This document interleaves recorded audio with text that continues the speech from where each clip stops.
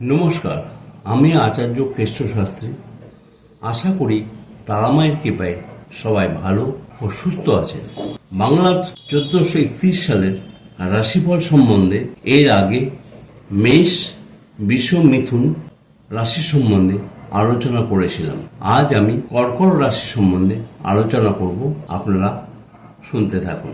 এই কর্কট রাশির জাতক বা জাতিকাদের কর্মজীবী বা ব্যবসায়ীদের পক্ষে প্রথম শুরুতে আর্থিক উন্নতি বলা যায়, কিন্তু পরে শুভ ভাবটা কিছুটা বাধার সৃষ্টি করবে।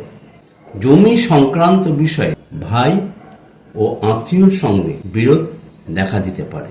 কম্পিউটার, রাজনীতি বা ওকালতির সাথে যুক্ত জাতক বা জাতিকাদের আর্থিক উন্নতি ভালো বলা যায়। যারা 4 চাকার গাড়ি কিনতে ইচ্ছুক তাদের কিন্তু প্রাপ্তি ঘটবে।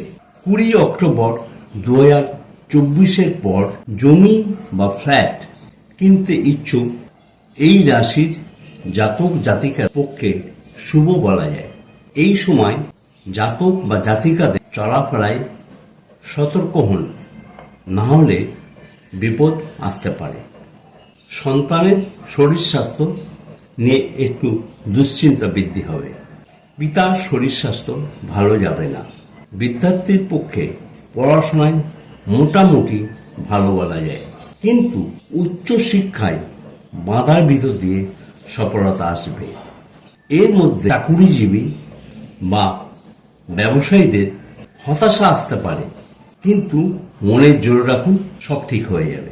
বন্ধু বা আত্মীয়দের থেকে সতর্ক হন, নাহলে ক্ষতির সম্ভাবনা থাকবে।